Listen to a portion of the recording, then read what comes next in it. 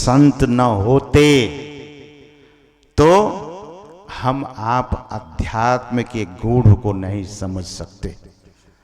स्वामी विवेकानंद जी महाराज के भीतर में जब अध्यात्म की प्यास जगी सज्जनों, तो बहुत महात्माओं के पास वे गए और पूछते थे कि हे महापुरुष, क्या आपने देखा है उस ब्रह्म को, उस ईश्वर को, उस परमात्मा को? तो जो रियल महात्मा थे वे कह देते थे कि I am in the process. सज्जनों, वैसे तो हम आप सुनते हैं कि साधु संत वेश में भी कुवेश में भी, जिनका वेश नहीं है, लेकिन साधु कह देने से मतलब ये नहीं होता है कि सभी लोग उसी पहुंचे हुए संत के सदृश हैं। नहीं, विद्यार्थी तो छोटे क्लास, पहली क्लास में, दूसरी क्लास में जो पढ़ता है बच्चा, उसको भी विद्यार्थी कहते हैं। पांचवी क्लास में जो पढ़ता है बच्चा, उसे छात्र कहते हैं, स्टूडेंट कहते हैं। लेकिन जो पोस्ट ग्रेजुएट कर रहा होता है वे भी विद्यार्थी ही है। But there is so much difference between the student who is studying in the class 5 and who is studying in the post graduate. बहुत डिफर है, अंतर है, लेकिन विद्यार्थी ही कहते हैं।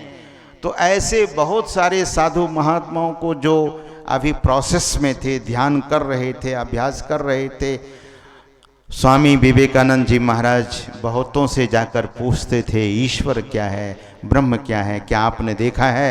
सज्जनों, किसी ने बताया, कोई साधु संतों ने ही बताया उसे, आप दक्षिणेश्वर चले जाइए। उस जमाने के वे ग्रेजुएट थे स्वामी विवेकानंद जी महाराज। और सज्जनों, जब उनको श्री रामकृष्ण परमहंस देव जी महाराज के बारे में जानकारी मिली तो स्वामी विवेकानंद जी महाराज दौड़ गए उधर, और स्वामी रामकृष्ण परमहंस देव जी महाराज से विवेकानंद जी ने पूछा कि आपने ईश्वर को देखा है? ध्यान से सुनिएगा। स्वामी विवेकानंद जी ने पूछा कि आपने ईश्वर को देखा है? तो स्वामी रामकृष्ण ने कहा कि हां, जिस तरह से तुझे मैं देखता हूं उसी तरह से मैं ईश्वर को भी देखता हूं। तो स्वामी विवेकानंद जी ने पूछा कि क्या आप मुझे दिखा सकते हैं? श्री रामकृष्ण परमहंस देव ने कहा कि अवश्य दिखा सकता हूं। और सज्जनों, मैंने उनकी जीवनी पढ़ी है, स्वामी विवेकानंद जी महाराज की। स्वामी रामकृष्ण परमहंस देव जी ने विवेकानंद जी से कहा, जब वे नरेंद्र थे, और रामकृष्ण परमहंस देव उनको नरेंद्र नहीं कहते थे, नरेन, नरेन, नो, नरेंद्र नहीं। रामकृष्ण पूछते हैं कि तेरा नाम क्या है?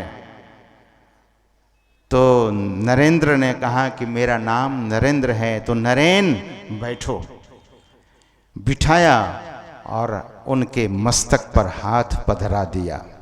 जैसे ही उनके मस्तक पर हाथ रखते हैं, स्वामी विवेकानंद जी जोर से चिल्ला उठे और बोले कि क्या दिखा रहे हो? मैं लौट पाऊंगा या नहीं लौट पाऊंगा? महाराज, अपनी शक्ति को समेट लो। ये तो विशेष करुणा थी। कोई भेंटे दीन दयाल डगर बतलावे। दीन दयाल उसे भेंट गए, उनसे भेंट हो गई।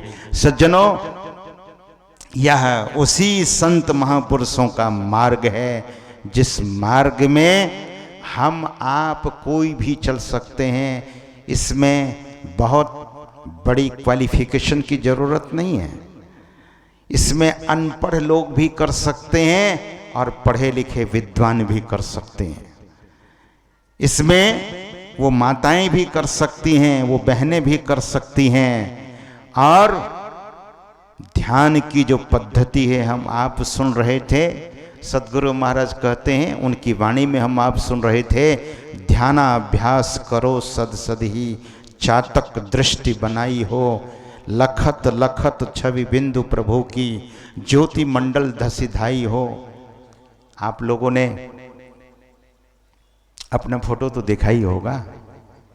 आजकल तो लोग बड़े सेल्फी लेते रहते हैं। कभी कभी बच्चे लोग आते हैं, बोलते हैं स्वामी जी सेल्फी ले लें, कभी हम भी मना करते हैं, don't take selfie, but selfie लोग लेते हैं, अपना फोटो लेते हैं और देखते हैं अपने फोटो को।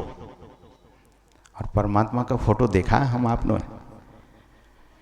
लखत लखत छवि, छवि मतलब, छवि हिंदी शब्द है, छवि मतलब जिसको फोटो बोलते हैं, अंग्रेजी, ये फोटो शब्द अंग्रेजी है। लोग पिक्चर को अब पिक बोलते हैं कि पिक भेज देना, PIC इतना ही लिखता है, पूरा पिक्चर नहीं लिखते हैं लोग। पिक भेज देना, फोटो भेज देना, फोटो, फोटो यानी छवि। परमात्मा का, उस ईश्वर का फोटो भी है, लेकिन वो फोटो आप ही देख सकते हैं, आपके बदले दूसरे नहीं देख सकते। जैसे भोजन आप ही कर सकते हैं, अगर भूख मिटाना चाहते हैं तो भोजन आपको करना पड़ेगा। उसी तरह से परमात्मा का पहले फोटो दिखता है। और सदगुरु महाराज कहते हैं लखत लखत छवि, देखते देखते, एंड देखना कैसे पड़ेगा? युक्त युक्त होकर देखना पड़ेगा। If you know the method and technique, then you can see. आप देख सकते हैं तब, otherwise there is no any chance.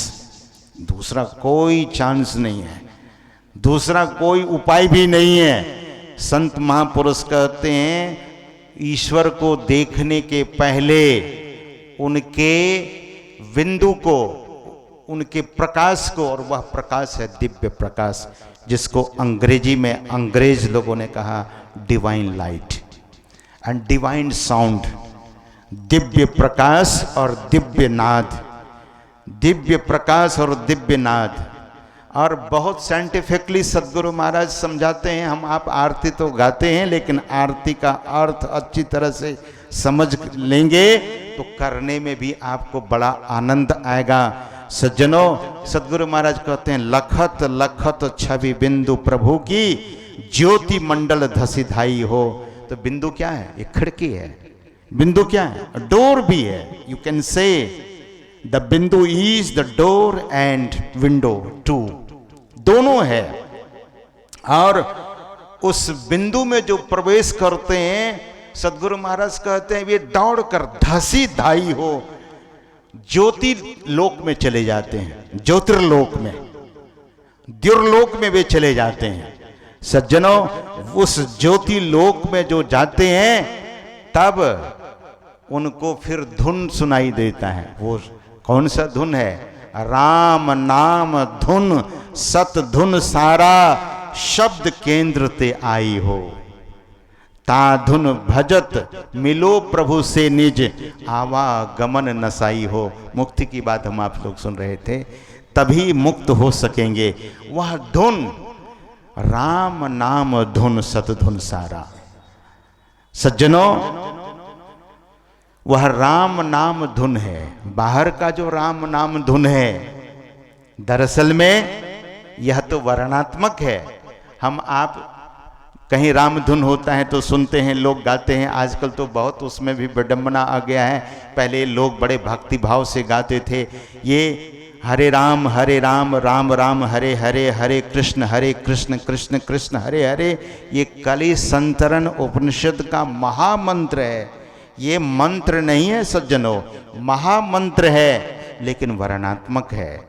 संतों से पूछिए, शास्त्रों से पूछिए, वर्णात्मक नाम का जप up to some extent you can do, कुछ दूर तक ही जा सकते हैं।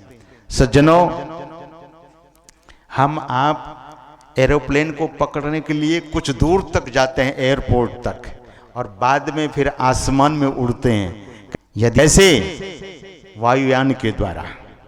उसी तरह से हम आप पहले ज्योतिर्ध्यान, ज्योतिर्बिंदु का ध्यान, और उसके बाद शब्द ध्यान। हम आप पहले अपने को उस तरह से बनावें, अपने जीवन को उस तरह से संयमित करें। इसीलिए महापुरुषों ने कहा, महर्षि पतंजलि ध्यान के पहले यम नियम बताते हैं।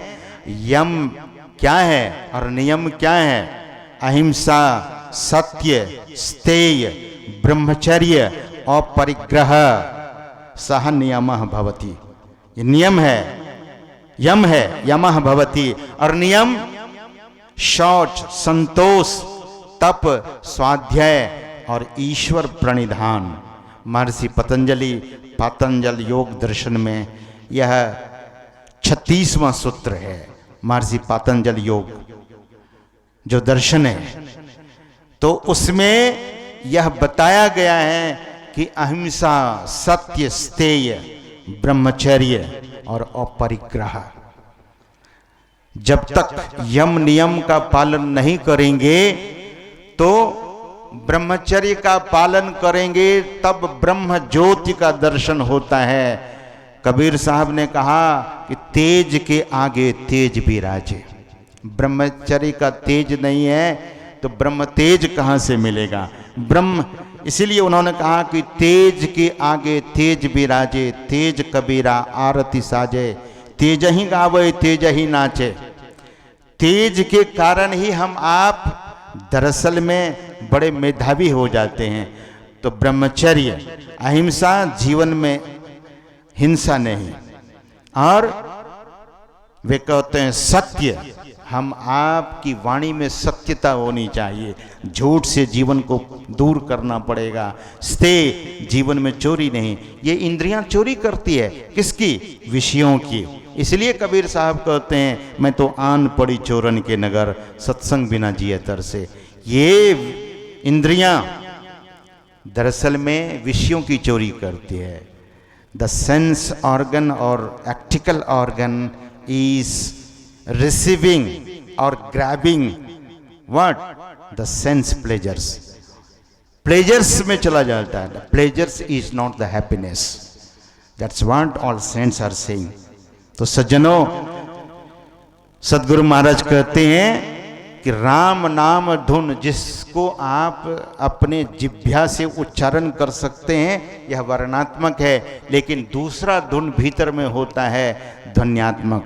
राम नाम अमर नाम, भजो भाई सोई, असोई सत धुन सब घट घट होई। सबके भीतर में वह धुन सतत हो रही है, और उस धुन को सुनने के लिए दीक्षा की जरूरत होती है, जानने की जरूरत होती है। परान पश्यंती न मध्यमा न बैगरी न। दरअसल में वो परा भी नहीं है और पश्यंती भी नहीं है, मध्यमा भी नहीं है, और बैखरी जो बोलते हैं वह भी नहीं है। वह दरअसल में ध्वन्यात्मक नाम है, और उसी नाम को जो भजते हैं, यानी सुनते हैं भीतर में, जो साधक सुनेगा, जो साधिका सुनेगी, उनको समाधि लगना शुरू हो जाएगा। सज्जनों, इसी महामंत्र के संबंध में सदगुरु महाराज और जगह कहते हैं, जैसे गायत्री मंत्र, हम आप गायत्री मंत्र का जाप करते हैं या किसी भी मंत्र का जाप करते हैं, वर्णात्मक महामंत्र है। जैसे ओम भूर्भुवः स्वः तत्सवितुर्वरेण्यं भर्गो देवस्य धीमहि धियो यो नः प्रचोदयात्। ओम शांति शांति शांति। सज्जनों, यह वर्णात्मक है।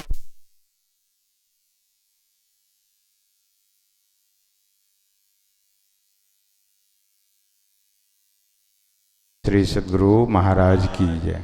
आप लोग थोड़ी देर बैठिए, शांति का दान दीजिए। और समय भी अधिक हो गया है, मैं अपने वाणी को चंद शब्दों में विराम दूंगा। आप लोग स्थिरता का परिचय दें। बोलिए श्री सद्गुरु महाराज की जय। सज्जनों, मैं कह रहा था कि ध्वन्यात्मक और वर्णात्मक सद्गुरु महाराज ने कहने की कृपा की है। ध्वन्यात्मक गायत्री ध्याना, वह जो ध्वनि है गायत्री, जिनको गाने से त्रैताप से लोग मुक्त हो जाते हैं, लेकिन दरअसल में हम आपकी सूरत भीतर में गाती है, उस धुन को पकड़ती है, सुनती है। इसलिए सद्गुरु महाराज कहते हैं ध्वन्यात्मक गायत्री ध्याना, जो जन करे सदाई, में ही तासु ताप सब नासै, मुक्ति दिशा सो जाई, गंग जमुन सरस्वती संगम पर संध्या करो नित भाई।